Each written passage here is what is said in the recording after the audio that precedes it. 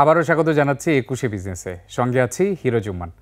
দর্শক, এই অনুষ্ঠানের মাধ্যমে আমরা আপনাদেরকে জানিয়ে দিই দেশ বিদেশের ব্যবসা বাণিজ্য, অর্থনীতি ও শেয়ার বাজারের সর্বশেষ খবরাখবর। দর্শক, শুরুতেই জানিয়ে দিচ্ছি শেয়ার বাজারের এই মুহূর্তের দিন শেষের খবরাখবর।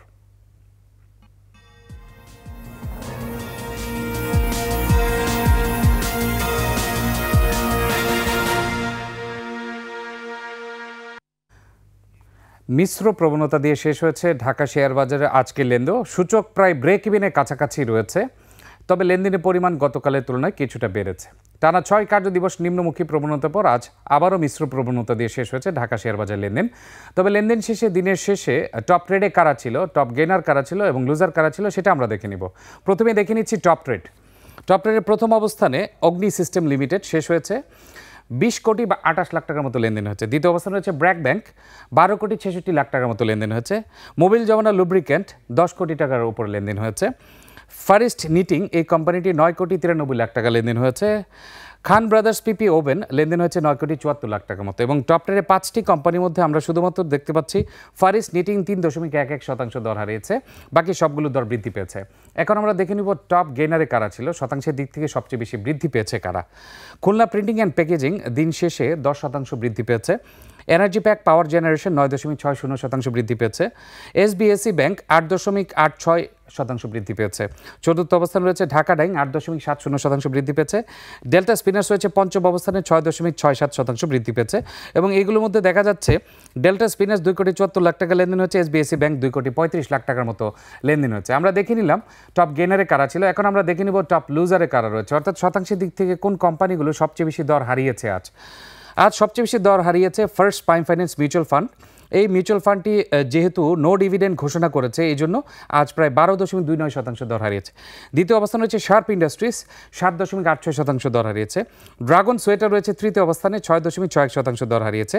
প্রিমিয়ার লিজিং রয়েছে চতুর্থ অবস্থানে, ৬.৪৫% দর হারিয়েছে। আনলিমা ইয়ার্ন রয়েছে পঞ্চম অবস্থানে, ৬.৪৩% দর হারিয়েছে। এবং আমরা দেখতে পাচ্ছি ড্রাগন সোয়েটার ৬ কোটি ৪০ লাখ টাকার মতো লেনদেন হয়েছে। আমরা দেখে নিলাম ঢাকা শেয়ার বাজারের টপ ট্রেড, গেইনার এবং লুজার। এবার এশিয়ার প্রধান শেয়ার বাজারের খবর। সূচকের ঊর্ধ্বমুখী দেখা যাচ্ছে এশিয়ার প্রধান শেয়ার বাজারে। জাপানের শেয়ার বাজার নিকি সূচক ৯৯ পয়েন্ট বেড়ে দাঁড়িয়েছে ৩৯,৫১৩ পয়েন্টে। বেড়েছে হংকংয়ের শেয়ার বাজার হ্যাংসেংয়ের সূচক ২৭ পয়েন্ট বেড়ে অবস্থান করছে ২০,২২৫ পয়েন্টে। বেড়েছে সিঙ্গাপুর এসটিআই সূচক, এটি ০.০১ পয়েন্ট বেড়ে অবস্থান করছে ৩,৮০১ পয়েন্টে। চীনের শেয়ার বাজারে সাংহাই কম্পোজিট ইন্ডেক্স অবস্থান করছে ৩,২৫০ পয়েন্টে, যা আগের দিনের চেয়ে ২ পয়েন্ট কম। বোম্বে সেন্সেক্স ৩০ ইন্ডেক্সকে দেখা যাচ্ছে ঊর্ধ্বমুখী প্রবণতায়। সেন্সেক্সের সূচক ২৩১ পয়েন্ট বেড়ে অবস্থান করছে ৭৬,৭৬৪ পয়েন্টে।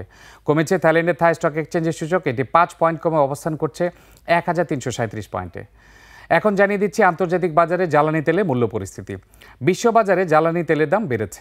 মার্চ ২০২৫ সরবরাহ চুক্তিতে ক্রুড অয়েল ব্রেন্ট ব্যারেল প্রতি বিক্রি হচ্ছে $৭৬.৬৪, যা আগের দিনের চেয়ে প্রতি ব্যারেলে $০.০৬ বেশি। এবার জানাবো আন্তর্জাতিক বাজারে সোনা ও রূপার মূল্য পরিস্থিতি। আন্তর্জাতিক বাজারে বেড়েছে স্বর্ণের দাম। ২২ ক্যারেটের প্রতি আউন্স স্বর্ণ বিক্রি হচ্ছে $২,৭৬৬, যা আগের দিনের চেয়ে $৬.৭৭ বেশি। বেড়েছে রূপার দাম।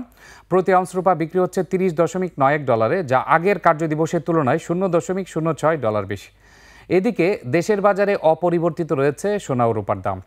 ২২ ক্যারেটের প্রতি গ্রাম স্বর্ণ বিক্রি হচ্ছে ১২,২৪২ টাকায়, আর একই মানের প্রতি গ্রাম রূপা বিক্রি হচ্ছে ২২১ টাকায়। আন্তর্জাতিক বাজারে গম, তুলা, চিনি ও সয়াবিন তেলের বাজার দর। বিশ্ববাজারে কমেছে গমের দাম। শিকাগো বোর্ড অফ ট্রেডে মার্চ ২০২৫ সরবরাহ চুক্তিতে প্রতি বুসেল গমের ভবিষ্যৎ মূল্য দাঁড়িয়েছে ৫৬০.০০ সেন্টস, যা গত দিনের চেয়ে ২.৫০ সেন্টস কম। আন্তর্জাতিক বাজারে তুলার দাম কমেছে। মার্চ ২০২৫ সরবরাহ চুক্তি অনুযায়ী প্রতি পাউন্ড তুলার মূল্য দাঁড়িয়েছে ৬৬.৪৬ সেন্টস, যা গত দিনের চেয়ে ০.২০ সেন্টস কম। বিশ্ববাজারে বেড়েছে চিনির দাম। মার্চ ২০২৫ সরবরাহ চুক্তি অনুযায়ী প্রতি পাউন্ড নাম্বার 11 চিনি মূল্য এখন ১৯.৪৫ সেন্টস, যা এর আগের কার্যদিবসের চেয়ে ০.২২ সেন্টস বেশি। বিশ্ববাজারে কমেছে সয়াবিন তেলের দাম। মার্চ ২০২৫ সরবরাহ চুক্তি অনুযায়ী প্রতি পাউন্ড সয়াবিন তেলের মূল্য এখন ৪৪.৬৩ সেন্টস, যা এর আগের কার্যদিবসের চেয়ে ০.৩৪ সেন্টস কম। এবার টাকার সঙ্গে প্রধান আন্তর্জাতিক মুদ্রার বিনিময় হার। আন্তঃব্যাংক লেনদেনে আজ ব্যাংকগুলো মার্কিন ডলার কিনছে ১২২ টাকায়, বিক্রি করছে ১২২ টাকায়। ব্রিটিশ পাউন্ডের ক্রয়মূল্য 148 টাকা 42 পয়সা এবং বিক্রয় মূল্য 156 টাকা 28 পয়সা। ইউরোর ক্রয়মূল্য 125 টাকা 58 পয়সা, বিক্রি হচ্ছে 133 টাকা 69 পয়সায়। জাপানি ইয়েন ক্রয় হচ্ছে 75 পয়সা আর বিক্রি হচ্ছে 82 পয়সায়। এদিকে ব্যাংকগুলো কানাডিয়ান ডলার কিনছে 84 টাকা 21 পয়সায়, বিক্রি করছে 86 টাকা 46 পয়সায়। ভারতীয় রুপির ক্রয়মূল্য 1 টাকা 33 পয়সা, বিক্রি হচ্ছে 1 টাকা 49 পয়সায়। সৌদি রিয়ালের ক্রয়মূল্য 32 টাকা 42 পয়সা এবং বিক্রয় মূল্য 32 টাকা 92 পয়সা। মালয়েশিয়ান রিঙ্গিত ক্রয় হচ্ছে 27 টাকা 58 পয়সা এবং আন্তঃব্যাংকে বিক্রি হচ্ছে 28 টাকা 27 পয়সায়। দর্শক, নিচ্ছে একটা বিরতি, ফিরবো একটু পরে। বিরতির পর আমরা কথা বলবো দেশের ব্যবসা বাণিজ্য ও বিনিয়োগ পরিস্থিতি নিয়ে। আমাদের সঙ্গে যুক্ত হবেন international business forum of Bangladesh IBFB এর সাবেক প্রেসিডেন্ট ও এনার্জি প্যাক পাওয়ার জেনারেশন লিমিটেডের ব্যবস্থাপনা পরিচালক হুমায়ুন রশিদ। ততক্ষণ আমাদের সঙ্গে থাকুন।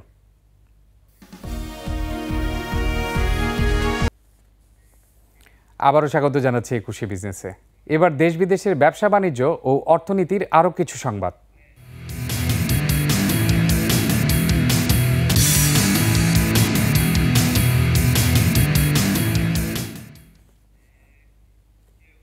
বাজার নিয়ন্ত্রণে সরকার ব্যর্থ বলে মনে করে centre for policy dialogue CPD। সংস্থাটি বলছে, পণ্য সরবরাহ স্বাভাবিক রাখতে সরকারকে কঠিন সিদ্ধান্ত নেওয়া উচিত।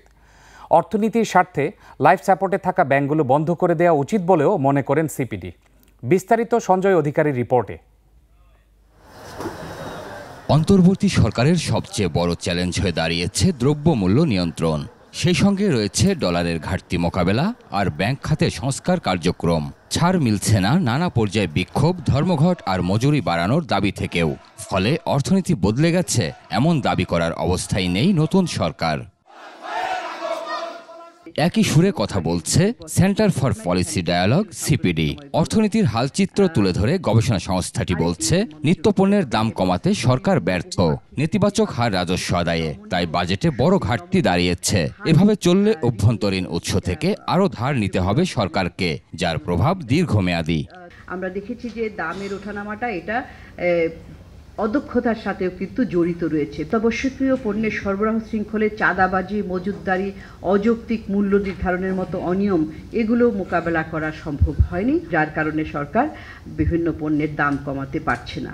গবেষকরা জানান, গত বছরের সেপ্টেম্বর পর্যন্ত খেলাপি ঋণের পরিমাণ প্রায় 2,85,000 কোটি টাকা। আদায়ের গতিও কাঙ্ক্ষিত নয়। বৈদেশিক মুদ্রার মজুদের ক্ষেত্রে জ্বালানি মূল্য, ব্যাংকগুলোর সংস্কার, ব্যাংকগুলোর ঋণ সহায়তা, মুদ্রাস্ফীতি নিয়ন্ত্রণের জন্য বিদেশি বিনিয়োগ বাড়ানোর জন্য উদ্যোগ, ব্যাংকিং খাতের সংস্কার, অনেক উদ্যোগ নেওয়ার পরেও ভিজিবল কোনো পরিবর্তন দেখা যাচ্ছে না। CPDর দাবি, রাজনৈতিক সংস্কার ছাড়া অর্থনৈতিক সংস্কার সম্ভব নয়। ফলে নির্বাচনের মাধ্যমে রাজনৈতিক সরকার প্রয়োজন। রাজনৈতিক সংস্কার না হলে অর্থনৈতিক সংস্কারও আসলে এগোবে না। সংস্কারের প্রয়োজনীয়তা সবার জন্য হলেও, সবাই এটা গুরুত্বপূর্ণ মনে করলেও, এটার বাস্তবায়ন আসলে নির্ভর করবে পরবর্তীতে রাজনৈতিক সরকার আসলে। গবেষকরা বলছেন, গত 4 বছরে 40 লাখ শ্রমজীবী বিদেশে গেছে, যার বড় অংশই মধ্যপ্রাচ্যে, কিন্তু রেমিটেন্সে তার প্রভাব এখনো নেই। একটা বৃদ্ধি দেখা গেছিল, একটা উল্লেখ। সঞ্জয় অধিকারী, একুশে টেলিভিশন, ঢাকা। দর্শক, দেশের ব্যবসা বাণিজ্য ও বিনিয়োগ পরিস্থিতি নিয়ে এখন আমরা কথা বলবো international business forum of Bangladesh IBFB এর সাবেক প্রেসিডেন্ট ও এনার্জি প্যাক পাওয়ার জেনারেশন লিমিটেডের ব্যবস্থাপনা পরিচালক হুমায়ুন রশিদের সঙ্গে। আপনাকে স্বাগত একুশে বিজনেসে। অনেক অনেক ধন্যবাদ। জি হুমায়ুন ভাই, প্রথমে যদি বলতেন যে ব্যবসা বাণিজ্যের সার্বিক পরিস্থিতি এখন কেমন দেখছেন আপনি বাংলাদেশে? মোটা দাগে যদি আমি বলি, ব্যবসা বাণিজ্য খুব যে একটা ভালো অবস্থায় আছে তা বলা যাবে না। কেন ভালো নাই, জি, আর কি করলে ভালো হতো, এটা হচ্ছে এখন জিজ্ঞাস্য। আপনি দেখেন, আপনি মোটা দাগে যে বাজারে যে অস্থিরতা, এই অস্থিরতার জন্য যে কারণগুলো মূলত দায়ী, সেই কারণগুলো যদি আইডেন্টিফাই হয় তাহলে মনে হয় ভালো হবে। প্রথমত আপনি যদি আমি অতীতে যাই, তাহলে দেখবো যে কোভিডের কালীন সময় একটা সাপ্লাই চেনে প্রবলেম ছিল। এরপরে আপনার আন্তর্জাতিক বাজারে একটা বড় রিসেশন আসছে। আপনার এনার্জির কস্ট যেভাবে বেড়ে গিয়েছিল এই ইউক্রেন রাশিয়ান যুদ্ধের পরে, ওটার একটা এফেক্ট আসছে টোটাল সাপ্লাই, গ্লোবাল সাপ্লাই চেনে, যেটার এফেক্টেড বাংলাদেশ। এরপরে আসছে যে ডলারের যে মূল্যমান টাকার সাথে, সেটাও একটা ভয়াবহ স্থানে চলে এসছে। এই সবগুলা এফেক্ট, ইম্প্যাক্ট, তারপরে রিসেন্টলি আসছে আবার নতুন করে ভ্যাট ভ্যাট সংযোজন হয়েছে। জি ফলে আপনার এই একটা অবস্থানে কিন্তু সাধারণ মানুষ, সাধারণ ভোক্তারা খুব কষ্টে আছে। এ ব্যাপারে বলার আর কোনো অবকাশ নেই। এক, দুই নম্বর হচ্ছে শুধু ভোক্তা না, যারা উদ্যোক্তারাও কিন্তু আজকে নতুন ভাবে আর উদ্যোক্তার মানে জন্ম নিচ্ছে না, নতুন উদ্যোক্তা তৈরি হচ্ছে না।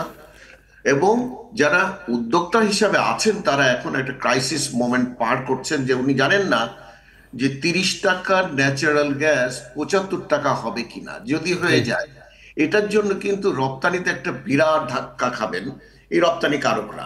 আর লোকাল ম্যানুফ্যাকচারিং যারা আছেন তারাও কিন্তু একটা বড় ধাক্কা খাবেন। সাথে সাথে বিদ্যুতের দামও বাড়বে। এই ধাক্কাগুলা যে নেওয়ার মতন ব্যবসায়ীরা আছে কিনা আমরা জানি না। এবং এখন এই বাজার সংকুচিত হয়ে যাওয়াতে, মানে বাজারের বাইং ক্যাপাসিটি মানুষের কমে যাওয়াতে, মানুষের জন্য সবচেয়ে বড় চ্যালেঞ্জ হয়েছে বাজারে ম্যানুফ্যাকচারিং ক্যাপাসিটি আছে ফ্যাক্টরি, কিন্তু ম্যানুফ্যাকচার করছে না কিংবা জি করতে পারে না।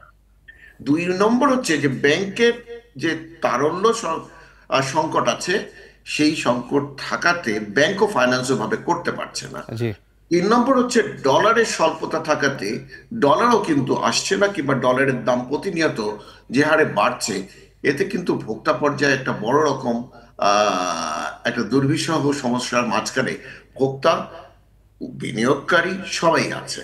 আপনিও আছেন, আমিও আছি, সবাই জি আছে। জি আমি যদি একটি একটি করে আসি, আপনি প্রথমে বললেন সাপ্লাই চেইনের সমস্যা, এবং এই সাপ্লাই চেইন আপনি একটু আগে আমাদের একটা রিপোর্ট দেখেছেন, বাজার নিয়ন্ত্রণে পুরোপুরি ব্যর্থ সরকার। এই ক্ষেত্রে সেন্টার ফর পলিসি ডায়ালগ থেকে বলা হয়েছে। সেক্ষেত্রে আপনার মতে মেকানিজম কি হওয়া উচিত, করণীয় কি? দেখেন, প্রত্যেকটা দেশে এইভাবেই গ্রো করার জন্য প্রথমে দরকার হচ্ছে নতুন নতুন বিনিয়োগকারীদেরকে নিয়ে আসা। আজকে বাজার নিয়ন্ত্রণ করার প্রয়োজনীয়তা থাকতো না, বিশেষ করে কাঁচামাল, জি শাক সবজি, আপনি কিংবা নিত্য প্রয়োজনীয় জিনিসের। যদি আমাদের দেশে স্টোরেজ ফ্যাসিলিটিস ডেভেলপ করা যেত, নতুন নতুন প্রসেস ইন্ডাস্ট্রিজ তৈরি করা যেত, কিংবা এই খাদ্যাভ্যাস কিংবা অন্যান্য যে আমাদের চেইন সিস্টেমটাকে আমরা অ্যাড্রেস করতে পারতাম, আমরা কৃষকের পণ্যটা কোঅপারেটিভ সিস্টেমে যদি নিয়ে যেতে পারতাম, তাহলেও হয়তো অনেকটা ইমপ্রুভ করতো। আমাদের করে না এটা কেন? এটা আমাদের লং রানের একটা প্রজেক্ট। জি এটা বিগত সরকার অ্যাড্রেস করে নাই, এই সরকারের পক্ষে খুব সম্ভবত অ্যাড্রেস করা সম্ভব না, কারণ এটা স্বল্পকালীন সময় ওনারা এসছেন। আগামীতে যে সরকার আসবেন তারা কিন্তু এই বাজার নিয়ন্ত্রণ, এই যে চ্যালেঞ্জটা, এটা কিন্তু অতীতেও ছিল, আজকে নতুন করে আসেনি। আজকে আমরা যদি বলি এই যে সামনে রোজার সময় দ্রব্যমূল্যের দাম আরো বাড়বে, হুম এটা প্রতি বছর বাড়ে। এটা আজকে আমরা যদি 50-54 বছরের অভিজ্ঞতা দেখি, আমাদের এই অভিজ্ঞতা আছে, কিন্তু কোন সরকার এই জায়গাটাকে অ্যাড্রেস করতে পারে নাই, ব্যর্থ হয়েছে। সহনীয় পর্যায়ে রাখার জন্য কি করা যেতে পারে? সহনীয় পর্যায়ে রাখতে হলে আপনার এই কস্ট অফ ডুইং বিজনেসটাকে কমাতে হবে। কোথায় কোথায় কস্ট আছে এটাকে আইডেন্টিফাই করতে হবে। কৃষকের সারের দাম যদি বেশি হয় তাহলে কৃষক করতে পারবে না। কৃষকের যদি জ্বালানির দাম বেশি হয় তাহলে কৃষকের উৎপাদন খরচ বেড়ে যাবে, এটা ভোক্তা পর্যায়ে এফেক্ট আসবে। জি আপনার ট্রান্সপোর্টেশন কস্ট, চাঁদাবাজি, আপনার আপনার ট্রান্সপোর্টেশন টাইম, আপনার পোর্টের হ্যান্ডেলিং ফ্যাসিলিটিস, পোর্টের আনলোডিং চার্জ কিংবা আনলোডিং এবং লোডিং সবকিছু মিলিয়ে টোটাল ইনফ্রাস্ট্রাকচারে হাত দিতে হবে, যেটা একটা লং টার্ম পলিসি। না হলে কিন্তু আমরা খুব একটা ভালো কিছু যে দেখবো আগামী, আমরা দেখবো না, আমাদের ভবিষ্যৎ প্রজন্ম, এই জেনজি যারা আছেন এরা যে দেখবেন, এদের জন্য আমরা যেগুলা রেখে যেতে চাই সেটাতে কাজ করতে হলে আজকেই আমাদের এই পলিসি রিফরমেশনসে হাত দিতে হবে। জি আমরা আশা করি যে সেই দিকে সরকার নজর দিবে। হুমায়ুন রশিদ ভাই, আপনি যেহেতু ইন্টারন্যাশনাল বিজনেস ফোরামের সাবেক প্রেসিডেন্ট, সেক্ষেত্রে আপনার কাছে প্রশ্নটা করতে, আপনি একটু আগেও বলেছিলেন যে বিনিয়োগের স্থবিরতা আছে, দেশি বিদেশি সব ধরনের বিনিয়োগে এখন স্থবির অবস্থা। এটা কেন এবং কিভাবে এই পরিস্থিতি থেকে পরিত্রাণ পাওয়া যায়? প্রথমত হচ্ছে আপনার কনফিডেন্স। আমাদের আমাদের এখন একটা কালচারে দাঁড়িয়ে গেছে যে ব্যবসায়ীরা সবাই টাকা পাচার করে নিয়ে গেছে, জি ব্যবসায়ীরা সবাই অসৎ। ব্যবসায়ীরা কারাই? ব্যবসায়ীরা কিন্তু যারা বলছেন তাদেরই কিন্তু আত্মীয় স্বজন, তাদেরই পরিবারের সদস্য কোনো না কোনো ভাবে জড়িত, কেউ না কেউ ব্যবসাতে আছে। জি ব্যবসায়ীদের প্রতি আপনারা এভাবে বিমুখ হবেন না, এভাবে নেগেটিভলি ন্যারেট করবেন না।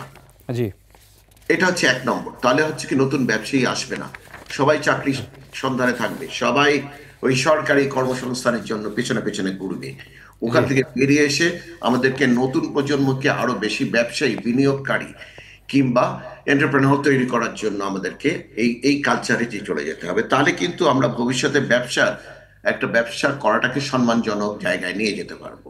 জি 2 নম্বর, ব্যবসা এবং ব্যবসায়ী এবং প্রশাসনের মাঝখানে যে ফাটল ধরেছে, এই ফাটলটাকে বন্ধ করতে হবে, তাহলে আরো জি বেশি বিনিয়োগকারী আসবে। এই ফাটলটা কি? মিসট্রাস্ট। এই মিসট্রাস্ট যাতে না হয় ভবিষ্যতে, জি এই জায়গাটা থেকে অ্যাড্রেস করতেই হবে। এই এই বিশেষ করে যারা ট্যাক্স কালেক্টরস, উনাদেরকে বিশ্বাস করতে হবে যে ব্যবসায়ীরা ট্যাক্স দেয়, এবং ব্যবসায়ীরা যাতে আরো স্বপ্রণোদিত হয়ে ট্যাক্স দেয় সেটার ব্যাপারে কনফিডেন্স বিল্ড আপ করতে হবে, এবং জি ট্যাক্সের পরিধি বাড়াতে হবে। জি এই এই ভোক্তাদের মাথার উপরে যাতে এই ট্যাক্সটা বেশি না আসে। জি আপনি ভোক্তার কথা বলছেন। আপনি একটু আগে বলেছিলেন যে ভ্যাট ও শুল্ক বৃদ্ধি করার কারণে আসলে ব্যবসায়িক ক্ষেত্রে কিছুটা প্রভাব পড়েছে। আলটিমেটলি তো আসলে ভোক্তাদেরকেই সেটা পরিশোধ করতে হচ্ছে। আপনি এই ভ্যাট ও শুল্ক বৃদ্ধির যে সিদ্ধান্ত সেটাকে যৌক্তিক মনে করেন কিনা? আমি আমি না, আমার কাছে মনে হয়, আমি যদি একজন ব্যবসায়ী হিসেবে জিজ্ঞেস করেন তাহলে আমি বলবো যে না, আমি একজন ভোক্তা হিসেবে যদি জিজ্ঞেস করেন তাহলে আমি বলবো যে না। জি, দুই ক্ষেত্রেই বছরের না। মাঝামাঝি সময় বছরের মাঝামাঝি সময় এই ধরনের একটা হঠাৎ করে এই ধরনের ভ্যালু অ্যাডেড ট্যাক্স ইম্পোজড হয়ে যাওয়ার একটা চেইন এফেক্ট আসছে। জি আপনি যদি দেখেন, আমি আজকে রিসেন্টলি দেখছিলাম যে 5 টাকার বিস্কুট কিনে খাওয়া মানুষের পক্ষে অনেক কষ্টকর। জি এখনকার যুগে, এই যুগে, এই ভদ্র সভ্য যুগে 5 টাকার বিস্কুট যখন 6 টাকা হয়ে যায়, অনেকে জানেন না যে এটাও কিন্তু কিনে খেতে কষ্টকর। জি এই 1 টাকাও কিন্তু অনেকের কাছে অনেক টাকা। এই জিনিসটা অনেক এক্সপেন্সিভ, বুঝতে হবে। যারা প্রশাসনিক কাঠামোতে বসে আছেন, যারা পলিসি ফরমেশনস করছেন কিংবা এই ধরনের নিয়ম নীতি তৈরি করছেন, ওনাদেরকে বুঝতে হবে সাধারণ মানুষের কাঠগোড়ায়, মানে সাধারণ মানুষের ওখানে দাঁড়িয়ে, যে 1 টাকাও কিন্তু টাকা, অনেক টাকা।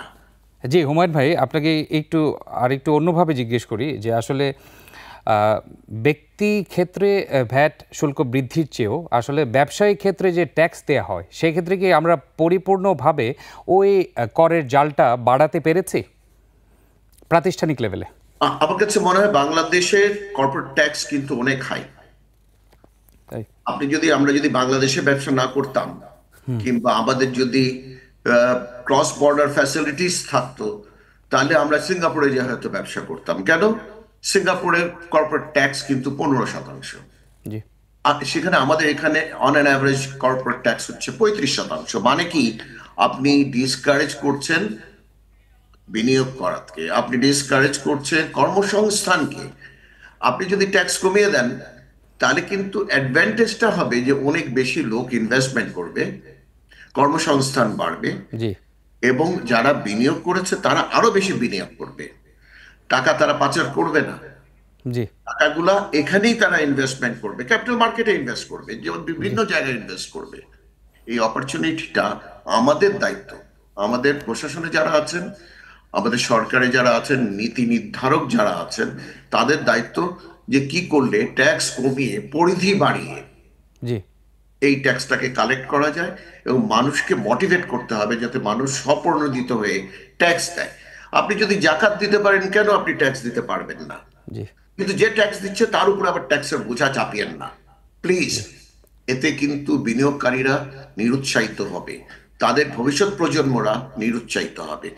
নিরুৎসাহিতটাকে টার্ন করে যদি আপনি উৎসাহিত করতে চান, তাহলে ট্যাক্সের পরিধিটা মানে গ্রহণযোগ্য পর্যায়ে নিয়ে আসার জন্য জি সরকার। হুমায়ুন ভাই, বিদেশি বিনিয়োগকারীদের বিনিয়োগ বাড়ানোর জন্য কি করা যেতে পারে সংক্ষেপে যদি বলতেন? বিদেশি বিনিয়োগকারীরা কিন্তু আমরা বাংলাদেশকে মার্কেটিং করতে হবে প্রথমত। এক নম্বর, বাংলাদেশে কান্ট্রি অফ অপরচুনিটি বলতে কি বুঝি আমি, যে আপনি ধরে দেখেন আমাদের একদিকে চীন আর একদিকে ইন্ডিয়া। এই চীন এবং ইন্ডিয়ার ট্রেড রিলেশন ভালো না, আমেরিকার সাথে চীনের ট্রেড রিলেশন ভালো না। এগুলো সবগুলো মিলিয়ে আমরা যদি দেখি, বাংলাদেশের অপরচুনিটি কিন্তু খুবই ভালো। এই ভালো অপরচুনিটিটাকে আমাদের মেসেজ হিসাবে বিদেশি ইনভেস্টার্সের কাছে তুলে ধরতে হবে। জি, বিদেশিরা কেন আসছে না? এই যে ট্যাক্স স্ট্রাকচার না, এই যে ইনফ্রাস্ট্রাকচারাল জটিলতা, এই যে পলিসি রিলেটেড জটিলতা, এই যে লাইসেন্সিং জটিলতা, এগুলাকে যদি আমরা অ্যাড্রেস করে রিফর্ম করতে পারি, এই সরকার যেখানে হাত দিয়েছেন একদম ঠিক জায়গায় হাত দিয়েছেন। Reformations, only reformations signal can bring the foreign investors. Foreign investors আমরা আরো বেশি আনতে পারবো। ইকোনমিক জোন আছে, কিন্তু পোর্ট হ্যান্ডলিং এখনো ইমপ্রুভ করে নাই। এনার্জি আছে, কিন্তু এনার্জি সিকিউরিটি নাই। বিদ্যুৎ আছে, বিদ্যুতের কোয়ালিটি নাই। বলে এই জায়গাগুলো আমাদেরকে অ্যাড্রেস করতে হবে। জি, আমরা আশা করি যে আসলে এই যে সংস্কার করা হচ্ছে এবং সংস্কারের একটা শেষ দেখতে পাবো, এবং সেটার জন্য অবশ্যই পজিটিভলি আমাদের economy, business, each and every সেক্টরে সেটার প্রভাব পড়ে। আপনাকে অসংখ্য ধন্যবাদ আমাদেরকে সময় দেওয়ার জন্য। ধন্যবাদ ডক্টর। দর্শক, এতক্ষণ ব্যবসা বাণিজ্য ও বিনিয়োগ পরিস্থিতি নিয়ে কথা বলছিলেন international business forum of Bangladesh IBFB এর সাবেক প্রেসিডেন্ট ও এনার্জি প্যাক পাওয়ার জেনারেশন লিমিটেডের ব্যবস্থাপনা পরিচালক হুমায়ুন রশিদ। দর্শক, এরই সঙ্গে শেষ করছি আজকের একুশে বিজনেস। আগামী রোববার সকাল 10:30টায় আবারও ফিরে আসবো একুশে বিজনেসের সব আয়োজন নিয়ে। দেখার আমন্ত্রণ রইল, একুশের সঙ্গেই থাকুন।